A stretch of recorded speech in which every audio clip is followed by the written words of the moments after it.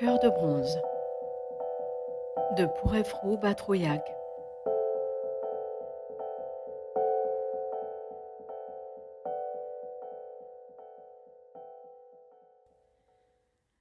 Les objets qui attiraient l'attention n'étaient pas rares dans sa collection. Un éléphant plaqué or de la taille d'un poing entier, un cendrier taillé dans de la pierre précieuse. La liste serait longue à énumérer. Quand on lui demandait de quelle époque ou de quel siècle dataient ces objets, il ne répondait rien d'autre que Rounou et Sounou. D'ailleurs, il ignorait l'existence de tout autre pays que Rounou et Sounou. Mais cet homme usé possédait une collection qu'aurait envié le plus chanceux des archéologues. J'avais fait sa connaissance lors d'une vente de livres anciens, difficile à trouver aujourd'hui. Il peinait à recouvrir un vieux sutra à 9 trésors qu'il venait d'acquérir. Je l'avais aidé et en guise de remerciement, il m'avait invité chez lui pour me montrer sa collection. En fait, il possédait chez lui plusieurs sutras qu'il avait laissés sans couverture de peur de commettre un blasphème. La première fois que je lui avais rendu visite, mon attention avait été attirée parmi ces antiquités par une tabatière en jade trop grande pour tenir dans mes mains. J'avais demandé de quelle époque elle datait. Il m'avait répondu que c'était un objet qui avait appartenu au Bogd-Khan. Je m'étais dit que c'était plausible. La seconde fois, alors que je venais voir le reste de sa collection, mon regard fut irrésistiblement attiré par un cœur en bronze de la taille d'un pouce. J'étais incapable de comprendre pourquoi cet objet attirait autant mon attention.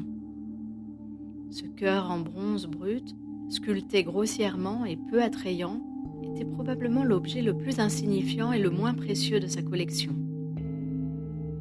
Sans aucune hésitation, je lui demandai de me le vendre. J'avais nourri l'espoir qu'il me le donne, mais bien contrairement à mon attente, je dus même le payer assez cher. En rentrant chez moi, ce cœur serré contre moi, je fus troublée au moment où je le sentis battre dans ma main.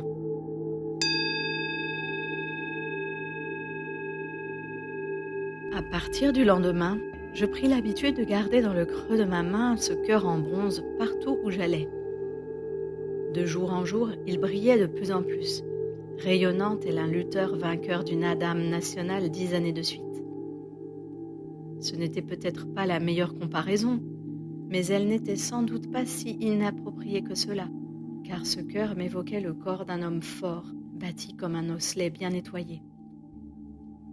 Au début, mes amis m'interrogeaient sur ce que j'avais dans la main, mais au bout de quelque temps, ils étaient tous au courant, et certains m'avaient même surnommé l'homme au cœur de bronze.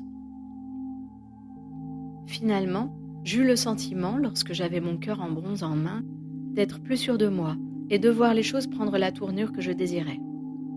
Une fois, j'étais sortie en oubliant mon cœur à la maison. Ce jour-là, je m'étais fait une entorse à la cheville, presque sur le seuil de ma porte. Suite à cela, j'y ai cru encore plus fort. À compter de ce jour, le matin, je pris l'habitude de saisir mon cœur dans ma paume en même temps que j'enfilais ma montre. L'hiver venu, comme il n'était pas pratique de le tenir à l'intérieur de mon gant, je le gardais dans ma poche de poitrine. Cela me procurait une sensation agréable, l'impression d'avoir 2 cœurs. Une fois, je l'égarais au milieu des livres étalés sur la table, et je le cherchais une journée entière. C'est ce jour-là que germa en moi l'idée excellente, d'après moi, de le garder autour du cou, comme un talisman. Comme je n'arrivais pas à me décider à y faire un trou, quelques mois eurent encore le temps de s'écouler. Pendant ce temps, mon cœur en bronze se mit à briller davantage, et mes affaires ne cessèrent de prospérer. J'avais ouvert une librairie en périphérie, et plusieurs maisons d'édition avaient proposé de faire paraître mon dernier roman. Un soir, alors que la journée de travail touchait à sa fin, un ami m'appela en me proposant de passer la soirée avec lui autour de quelques bières. J'acceptai avec plaisir. Comme nous n'avions plus l'habitude de supporter la musique forte, nous ne restâmes pas longtemps. On se dit au revoir et chacun rentra chez soi. Bien éméché par ces quelques bières, je n'étais pas moi-même sur le retour. À peine la porte franchie, je m'écroulais. Quand je me réveillais, le soleil du matin brillait à travers la fenêtre. La circulation dans la rue se faisait de plus en plus dense et j'entendais à peine le tic-tac de mon réveil dont la pile avait dû s'user à force de sonner. En proie à un fort mal de tête, j'essayais de me lever. Soudain, je pensais à mes lunettes et à mon cœur en bronze auquel je tenais plus que tout au monde.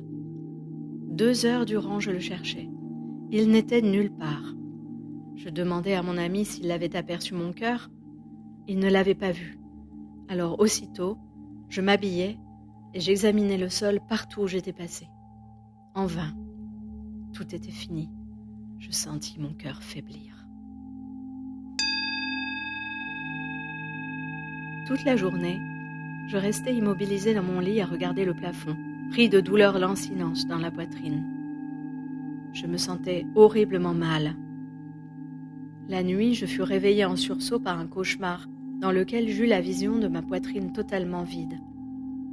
Le lendemain, dès l'aube, je m'en fus mettre une annonce dans les journaux.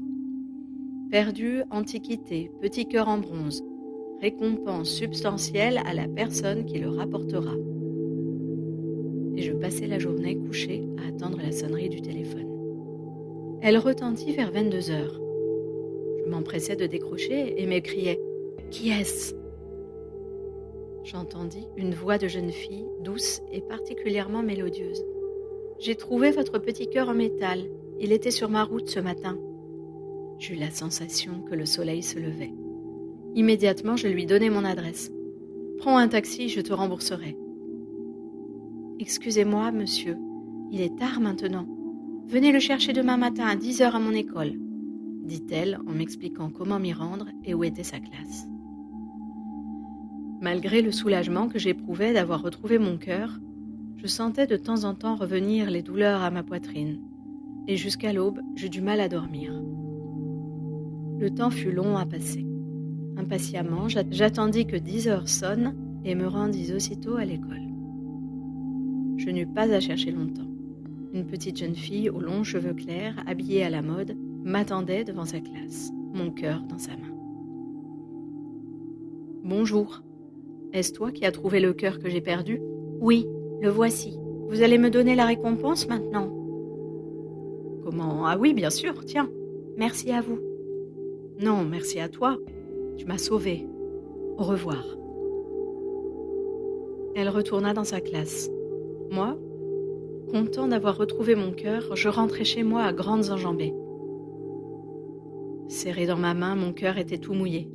Je transpirais de tout mon corps. Je sortis ma perceuse électrique du coffre à outils qui était sous mon lit. Avant que je le perde à nouveau, il faut que je le perce pour pouvoir le porter autour du cou. Je posai mon cœur en bronze sur la table, branchai la perceuse et appuyai sur le bouton. La mèche à pointe d'acier acérée se mit à tourner et pénétra profondément dans le cœur. Soudain, je sentis ma vue s'assombrir et mon cœur défaillir. Mon cœur en bronze saignait de l'intérieur. J'avais du mal à respirer. Devant moi, je contemplais une étendue de steppes blanches. J'étais en train de mourir.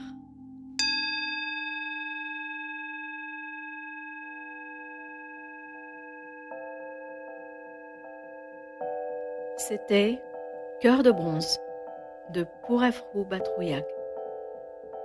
Une nouvelle extraite de Cœur de bronze, anthologie d'écrivains mongols du XXe siècle. Borealia 2019. Traduction du mongol, Moksul Renshin. Musique, Arumashi Music, Hicham Shahidi. Lecture, Émilie Maille.